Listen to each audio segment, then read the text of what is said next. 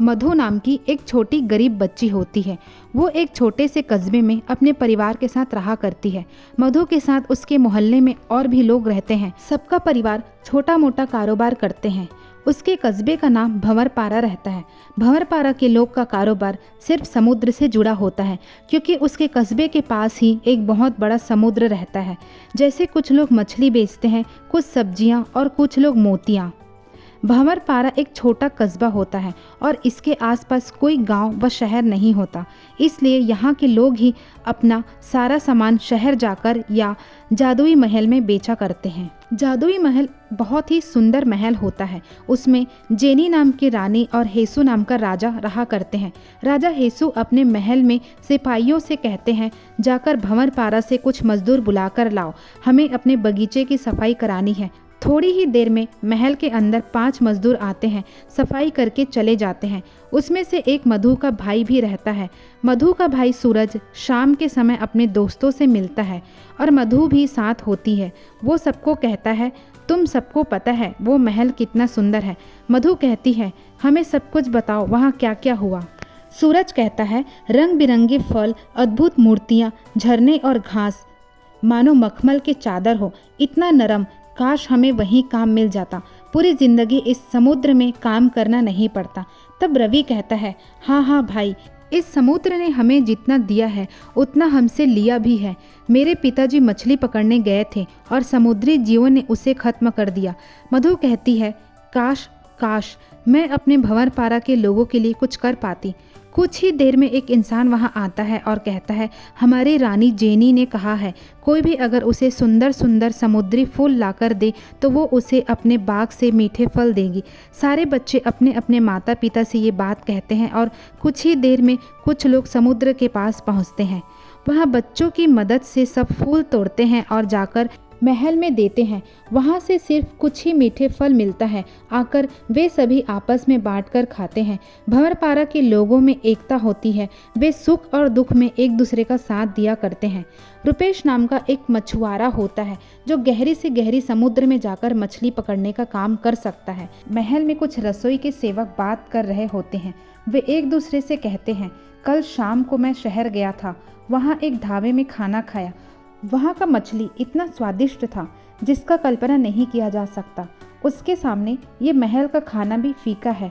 और तभी ये बात राजा हेसू सुन लेते हैं। वे कहते हैं, जाओ और भंवरपारा के मशहूर मछली पकड़ने वालों को कहो, अगर वो हमें स्वादिष्ट मछली पकड़कर देता है तो हम उसे बड़ी से बड़ी इनाम देंगे। शाम को रुपेश मछली पकड़कर महल में छोड़ने जाता है और वहाँ से ढेर सारे कपड़े, पैसे, मिठाइयाँ और फल लेकर वापस आता है। इस बार सारे कस्बे के लोग बहुत ही खुश होते हैं।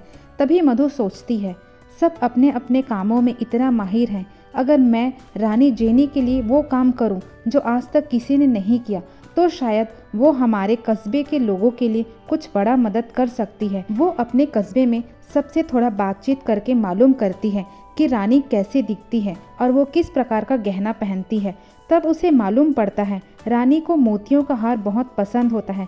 तब मधु ठान लेती है कि अगर मुझे कस्बे के लोगों के लिए कुछ करना है तो ये जोखिम उठाना ही पड़ेगा। मधु सुबह के समय समुद्र से मोतियां निकालती है और उसे महल के किनारे बेचना शुरू करती है। उसका मोती शाम तक नहीं बिका रहता। तब वो मन में सोचती है, बस कैसे भी करके ये मोतियां रानी की नज़रों में आ जाए, फिर मेरा काम आसान हो जाएगा। वैसे भी रानी और राजा बहुत ही भले लोग हैं। उन दोनों ने हमारे लोगों के लिए बहुत कुछ अच्छा काम किया है। पर शाम से रात हो जाती है, एक भी मोतियां बिक नहीं पाती। फिर महल से काम करके रात के समय कुछ मजदूर घर जाने के लिए निकलते हैं। तभी एक महिला कहती है, अरे बहन, ज़रा वहाँ देखो, कुछ चमक रहा है। मधु देर रात तक बाहर बैठी ही रहती है। तभी कुछ महिला उसके पास जाकर वो चमकदार मोती खरीद लेते हैं। मधु कहती है, दरअसल ये मोतियाँ मैंने रानी के लिए रखा है, पर कोई बात नहीं, आप दोनों को पसंद है तो मैं इसे बेच सकती हूँ। तब एक महिला कहती है, हाँ, हमें दे दो, मैं इसका ज़्यादा पैसा देती हूँ। मधु को पैसे तो मिल जाता है पर अंदर से मायूस होती है। दूसरे दिन सुबह जब महल की सेविका जब रानी जेनी को खाना परोस रही होती है, तब वो उसके गले में चमकदार मोतियों का माला देखती है और पूछने पर बताती है कि कस्बे के मधु नाम की लड़की से खरीदा है। रानी तुरंत हेसू से कहती है, मुझे समुद्र से महंगा सबसे चमकदार मोतियों का हार चाहिए, चाहे कुछ भी हो जाए। राजा अपने सिपाहियों से कहता है, जाकर मधु नाम की लड़की से ये बात कहो और कहना कि मोतियां मिलने के बाद उसे हम खुद महल में अंदर आने की और रानी से सीधा मुलाकात करने की भी इजाज़त देते हैं। और यही बात आकर सिपाही कस्बे में बताता है। मधु सामने खड़ी होती है। पूरे मोहल्ले के लोग इतना खुश होते हैं, पर सिपाही के जाने के बाद मधु के माँ बाप और कस्बे के कुछ और लोग मधु से कहते हैं, तुम क्यों अपना जान खतरे में डाल रही हो? वो कहती है, अपने कस्बे वाले लोगों के लिए। मुझे मालूम था कि रानी को मोतियों का हार पसंद है और मोतियां आसानी से नहीं मिलता, इसलिए मैंने कल रात को वो मोतियां महल के सेविका को बेचा था ताकि रानी का नज़र पड़े। अगर उन्हें पसंद आया तो वो भी ज़रूर मांग करेगी। अगर मैं मोतियां समुद्र से ले आऊं तो कस्बे वाले के लिए कुछ बड़ा मांग करूंगी, और समुद्र से वापस ना आऊं तो समझ लेना कि सबकी ज़िंदगी के लिए लड़ते लड़ते मैंने कुर्बानी दिया है। मधु बिना देर किए सीधे समुद्र में जाती है। उसके कुछ दोस्त बाहर इंतज़ार करते हैं। मधु को सुबह से दोपहर और शाम हो जाता है, पर वो बाहर नहीं निकलती। सभी घबरा जाते हैं। उसके बाद मधु ढेर सारे मोतियों के साथ बाहर आती है। काफ़ी रात हो जाता है। उसके शरीर में काफ़ी चोट रहता है। मधु उसी हालत में घर आती है। उसके माँ बाप खुश होते हैं। जल्द ही सुबह उठकर वो माला बनाती है और तुरंत अच्छे कपड़े पहनकर सीधे महल को जाती है। महल के दरबारी उसका नाम सुनते ही उसे अंदर लेकर सीधे राजा और रानी से मिलवाते हैं। मधु महल के अंदर घुसते ही खुशी से झूम उठती है। जाकर रानी को वो हार देती है। रानी जेनी चमकदार रंग बिरंगी मोतियों का हार देख इतना झूम उठती है और मधु से कहती है, मांगो, इसके बदले तुम्हें क्या चाहिए? मधु कहती है, कुछ समुद्री लकड़ी के नाव जिससे हमें मछली पकड़ने से कोई खतरा ना हो। हमारे कस्बे में कुछ प्रतिभाशाली लोग हैं, जो लोग अपने अपने कामों में महारत हैं। क्या आप उन सबको अपने महल में हमेशा के लिए काम देंगी?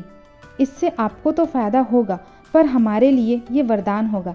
जेनी कहती है, तुमने 2 चीज़ें मांगा, मैं दोनों को पूरा करती हूँ। मेरे सैनिक तुम्हारे साथ जाएंगे। आज से सबको मेरे महल में काम मिल जाएगा, पर तुमने अपने लिए तो कुछ भी नहीं मांगा।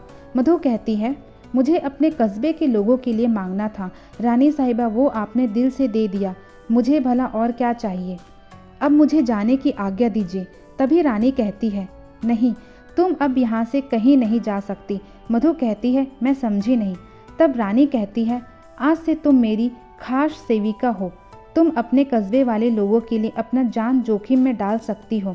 तुमने मुझे खुश किया है। आज से तुम मेरे साथ हमेशा हमेशा के लिए मेरे महलों में काम करोगी। तुम मेरी सबसे प्रिय सेविका बनकर मेरे साथ रहोगी। मैं तुम्हें अच्छा वेतन दूंगी।